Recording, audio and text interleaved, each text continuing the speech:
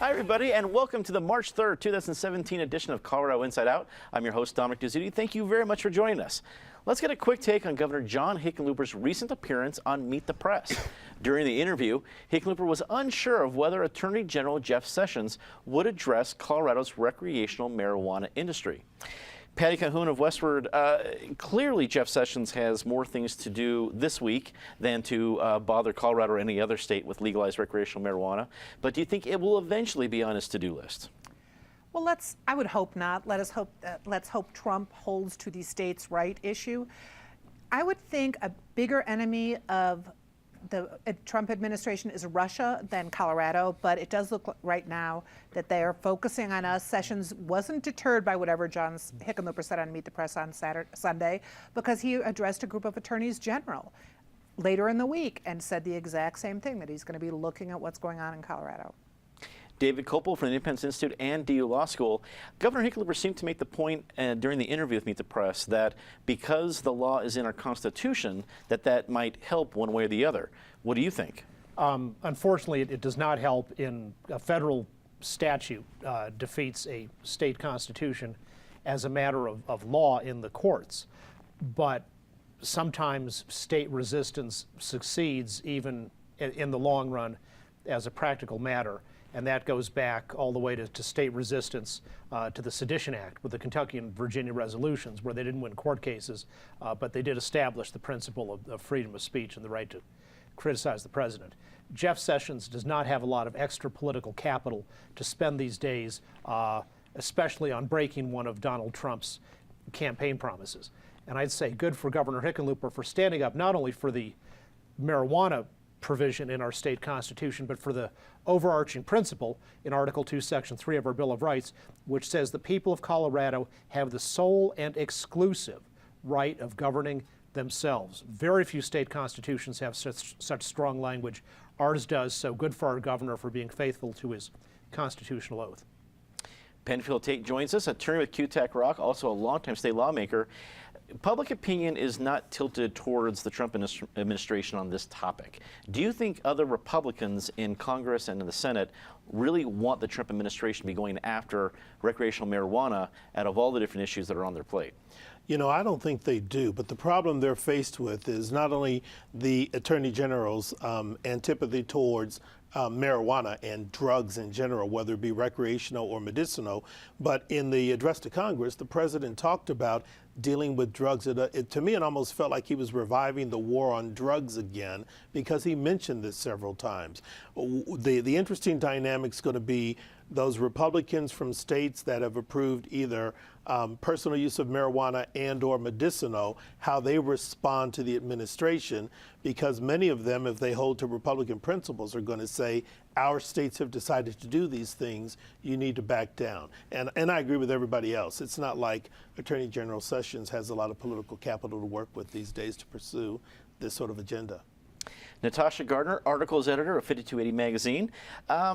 Meet the Press was not just about marijuana with Governor Hickenlooper. He had talked about presidential, or at least lack of presidential aspirations. What did you think of Governor Hickenlooper's performance? Well, I think what's interesting with this this interview is it was a series of interviews that he was doing when he was in D.C. For meetings. His tone on the MSNBC interview, which was a few days earlier, was a little different, a little more forceful, talking about the conflict that would arise specifically related to marijuana. I think in general we're so used to the governor that we're used to his quirk. It's interesting to see him on a national stage. There were a lot of maybes, a lot of classic sort of Hickenlooper statements, and particularly on the marijuana issue. I think that's sometimes a good and a bad thing. And to pull sort of a Hickenlooper and show both sides here, I think that there's some people who say, well, that's great. As an individual, he has never really been in support. He's not in support yet. He's standing by what he believes. but there's still this sense of, well, you're the governor of Colorado. When would you get behind this? When would you support this part of the state constitution that has been beneficial to our economy, to a lot of individuals? So seeing him on that national stage play that role that he plays, or playing out the same sort of the script that he plays out here, was interesting to see. It was indeed interesting to see Chuck Todd trying to really pin him down on that, and the governor was having none of that. President Trump's address to Congress this week was met with conflicting responses from Colorado lawmakers. Republicans Cory Gardner and Scott Tipton praised Mr. Trump's stance on repairing the economy, job creation, and repealing the Affordable Care Act. Meanwhile, Democrats Diana DeGette, Ed Perlmutter, and Michael Bennet noted that President Trump has proposed harmful and unrealistic immigration policies and has given promises but no real plans. Patty, the speech certainly was the headline after Tuesday night. It quickly lost that status as we got into Thursday and Friday. What were your overall impressions? Well, I think we all can almost agree that no matter who is the president, we want him or her to do well for the country. And in some ways, the speech, the start of it on Tuesday night, I'm like, wow, this is what he should have said when he was inaugurated. If you really want to be the president for all the people, he struck a somewhat even-handed tone. I mean, it was a real surprise after the first 30 days, the first month of Trump in office. And then the headline, that headline might have lasted for about a minute, and then everything else starts coming out. We've got the fact that members of his administration seem incapable of, they either have no memory at all, like maybe there's something just wiping out their memory whenever they walk into the White House.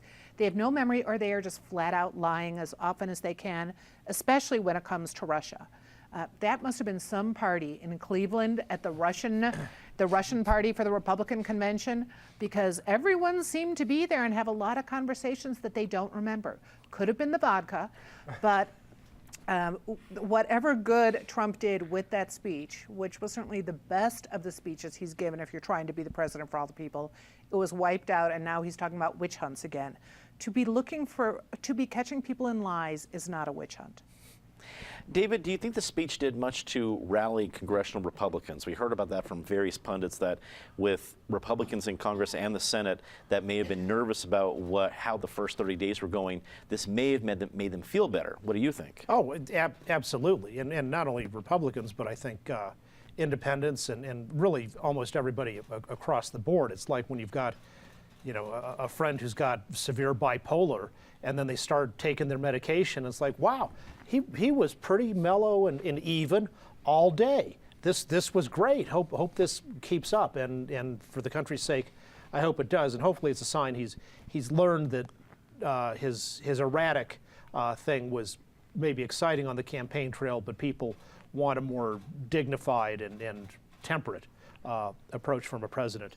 Of course, it was full of ridiculous, over-the-top, unkeepable promises, useless platitudes, very unrealistic, which in that regard makes him normal again, because we sure had a lot of that kind of stuff from the previous president and a lot of presidents before that. Penn, do you think this one speech has the ability to reset what we've seen from the last 30 days? No. Because the headlines the rest of the week were all about, as Patty pointed out, members of his cabinet lying, and then the administration trying to inoculate themselves by getting ahead of it, saying, oh, well, Jared Kushner and some other folks met with a bunch of Russians too. We can't remember the specifics, but a bunch of people are meeting with Russians. I think we've got to be careful about putting too much weight on this address. Because to David's point, and if you read most of the reviews, nobody's praising what he said because he didn't say anything specific. Everybody's praising the fact he didn't go ballistic on TV. He normally does something crazy. He didn't this time. So they're getting a better feeling, saying, well, maybe he can hold it together for 4 years. But you can't hold it together spending an hour and a half talking to the American people saying nothing. Sure, the Republicans are going to rally about a speech that says we want to improve the economy. We don't know how, but we want it better. We want to create more jobs. We don't know how, but we want it better. They're not going to replace all the coal mining jobs lost in West Virginia. And then the Affordable Care Act, I thought that was ridiculous because the Republicans now know they can't agree on how to repeal and replace it because they're getting too much feedback from independents and Republican constituents saying you can't take away this. Now that we know the Affordable Care Act and Obamacare are the same thing, we don't care what you call it, you can't just dismantle it. So no, I don't think it does a reset. I think it simply highlights the magnitude of the issues this administration has got to face, and they need to dig in and have some real concrete steps they're going to take to improve the country. Natasha, let's go to that same point. Is too much being made from the speech? I think so. You know, one of the things that I want to focus on is sort of the Colorado reaction to it. And Denver Business Journal did a great roundup this week of several politicos' reactions to the speech. And sort of midway through, you have Steve House, who is the state chairman for the Colorado Republican Committee. And he said that there was a, quote, clear path forward, particularly relating to health care, some border security, and taxes. What was amazing to me was that if you looked up on the page and down on the page, there was no clear path. He was the only one who really felt that there was a clear path. And that's where, you know, when we're talking about Affordable Care Act, when we're talking about border, immigration, all of these issues, I don't think that this speech gave us that moment of clarity.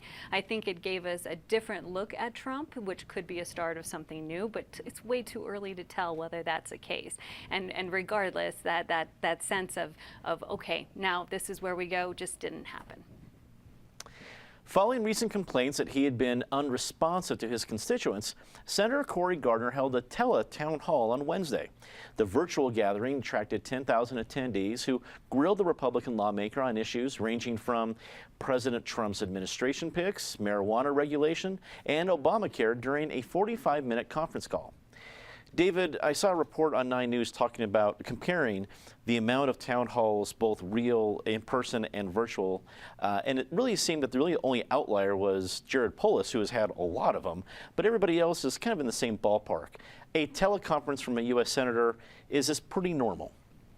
Well, no, it's an advanced thing in our new high technology age, and I'm glad it's been invented just in time because fascists are shutting down the normal town halls. You know, a town hall is supposed to be a thing where a congressperson, for example, can go and people, usually from the district, have a chance to ask questions and express their point of view. And of course, it's just more people are going to show up typically if they're unhappy about something that's going on in Washington than go to a town hall to say how much they like something going on in Washington. And that's fine, and those critical questions are important for legislators to be able to stay in touch with the things that are most of interest to people who are worried about stuff going on.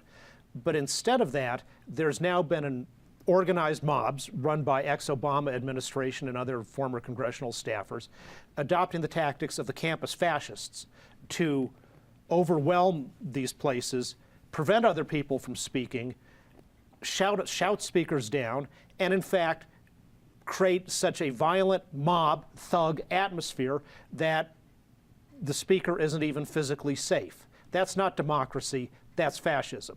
So in response to the fascist, Cory Gardner is doing the right thing by providing a forum where everybody can speak and the fascists can't take it over. And if they asked him a lot of tough questions, the real voters, great. Penn, whether lawmakers are facing protests that are organized or unorganized, whether it's organic frustration and anger or, as David implies, organized, what is the right move for them to at least address this? I mean, you see teleconferences, you're seeing trying to do in-person stuff, you're seeing some lawmakers ignoring the whole thing. What's the right move? The right move is to honor the democratic tradition and show up in front of voters. It wasn't fascists who were part of the American Revolution. It was revolutionaries who spoke publicly and sometimes vociferously for a position. I think it's an excuse. You hear some Republicans say, well, gee, we've got these organized Obama mobs. No, they're not organized Obama mobs. They may just be your constituents who are angry over what they're seeing and how you're not responding to the situation. No one wants to give that point of view any credence. And I think it's ironic for someone like Cory Gardner, who ran on saying, Washington's too distant, it's too remote, it's not paying attention to you. I'm a grassroots guy, and oh, by the way, I'll talk to you over a teleconference and do a robocall and let you ask some machine questions, and maybe I'm there, maybe I'm not. That's sort of disingenuous, and I think it's insulting. Having been in office before, sometimes the hardest thing to do is have a town hall meeting because your detractors and critics are going to be the most vocal. But part of what you sign up for in the job when you get elected is to look people in the eye and respond to that. And Cory Gardner and Democrats too, they need to show up, look people in the eye and respond. And if they're fearful for their safety, I think it's legitimate to make sure arrangements for security are made.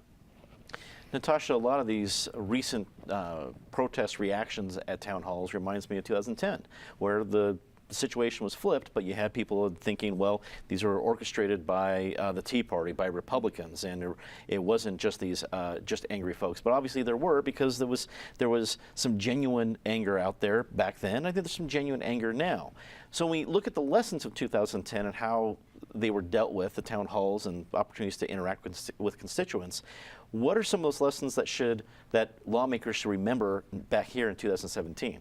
Well, I think there are a number of things. One of the first things is constituents still have power. You don't have to look your politician in the face to be able to share your ideas and your concerns with them, as we saw in the Cory Gardner situation, where they just turned him into a flat Stanley cutout and passed him around the room, essentially. That was an opportunity for people to say what their opinions were and what their views are.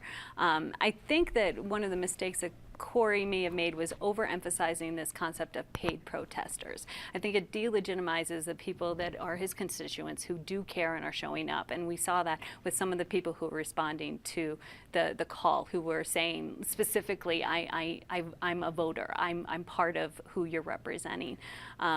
Something that I don't think has gotten a lot of play is the timing of the call. There were 10,000 people there, even though the start time had changed. It was 30 minutes earlier. You don't get that many people at some Rockies games.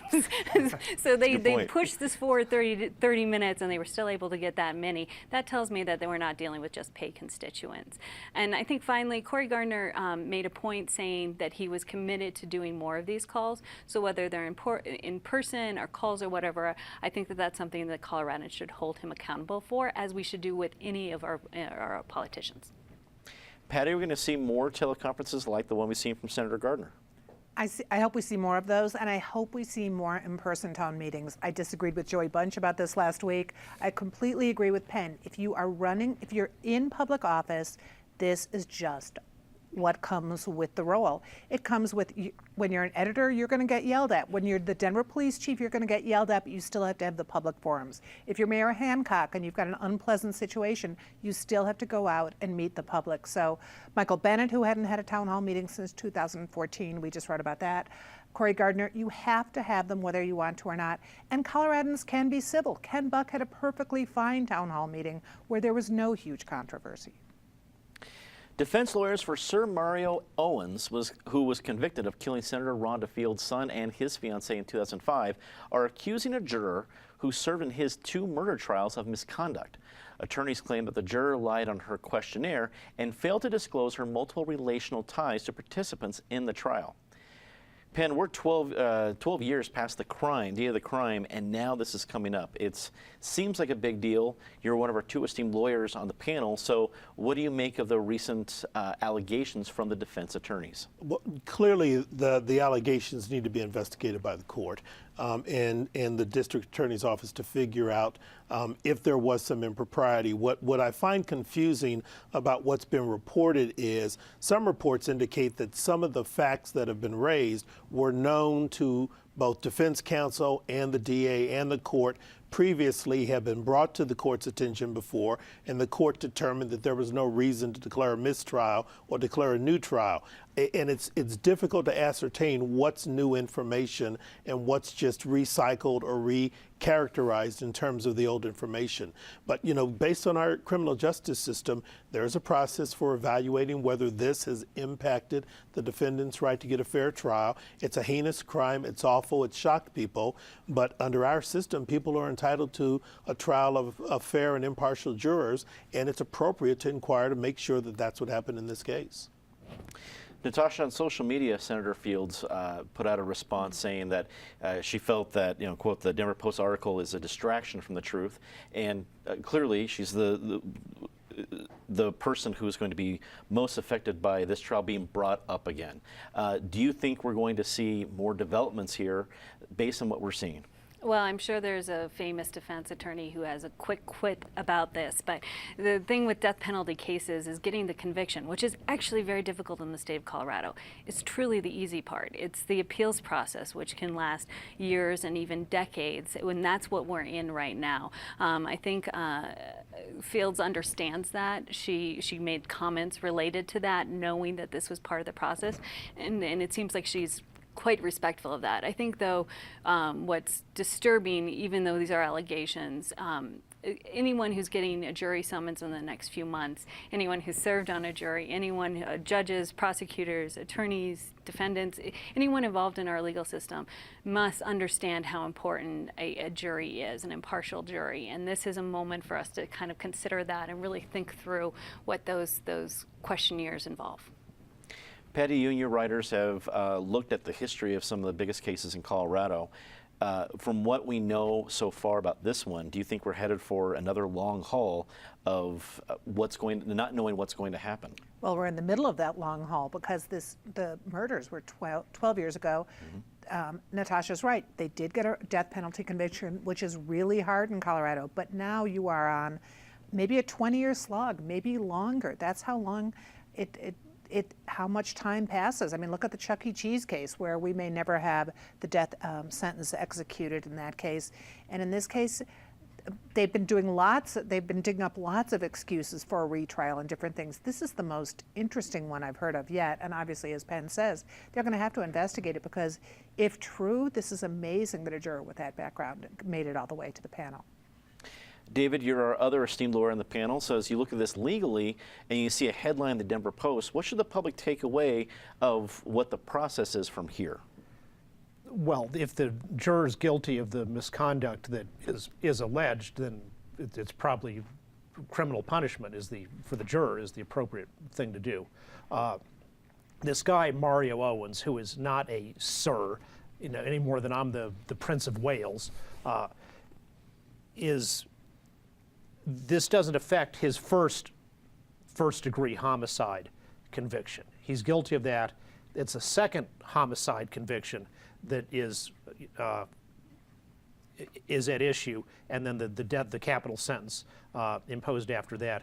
There is a huge presumption, almost irrebuttable in our criminal justice system, is you do not question a jury's verdict because you want it to have finality.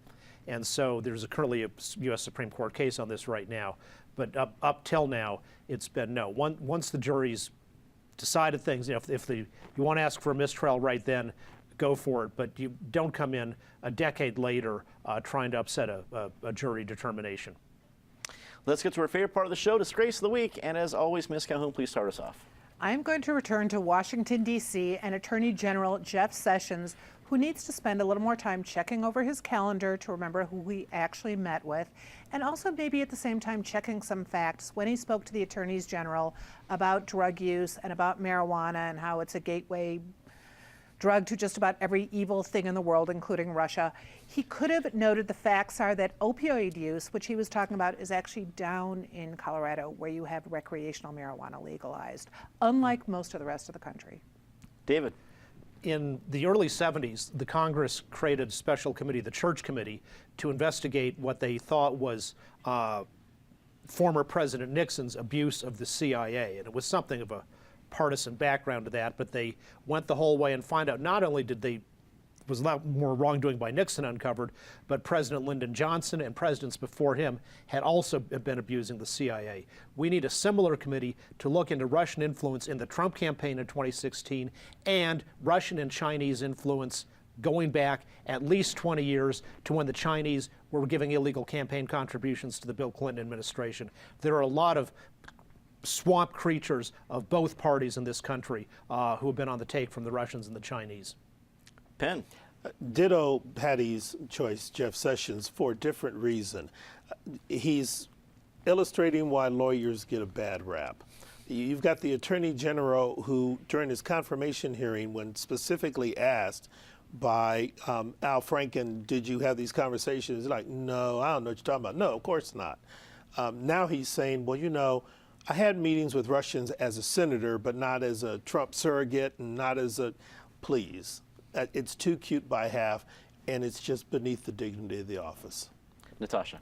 On Friday morning, there was an arrest made in connection with some of the threats that have been made on Jewish facilities in recent months. Obviously, that's a moving target, and I wouldn't want to comment too much on that. But just, I hope that that is the last that we really have to spend talking about threats on Jewish facilities in this country. That should be history. Hear, hear. Say something nice about somebody, the hardest part of the show. Patty? Easy this week. Come August, we will see the return of professional bicycling with Velorama, which is going to be in Colorado Springs, Breckenridge, and Denver, but also with a big party with the Colorado Classic and Rhino, so it should be fun. David? The very small Principals Caucus in Congress, which actually does not automatically always go with whatever the most shrill point of view is from their party, but will criticize people in their own party. And so Lindsey Graham, John McCain, and Joe Manchin are doing good service by not being partisan all day, every day. Penn? Well, it's been my disgrace in the past, and now I have to give credit where credit is due. Kudos to the city and to downtown Denver, whoever's responsible for the increased security presence on the 16th Street Mall. It's noticeable, and it's beginning to make a difference. Natasha? I'm going to do 3 this week, but very quickly. Dobie the giraffe at the zoo, get well soon. Secondly, the Rapids are starting their season. Good luck to them. And third and finally, we're entering the month of photography Denver, which has fantastic exhibits. You go to one, you're going to want to go to all the events. Well done. That is all the time we had tonight. Thanks for tuning in. We're kicking off our Spring Pledge Drive this weekend, and we have a new way that you can show your support. #Donate is a new program we have that allows you to show your support for programs like this in a whole new way. Check it out on Facebook and Twitter and all of our social media accounts. As always, be sure to check out the CIO podcast on iTunes and Google Play, and the show segments on our social media pages. For everyone here at Colorado Public Television, I'm Dominic Dezzutti. Thanks for watching. Good night.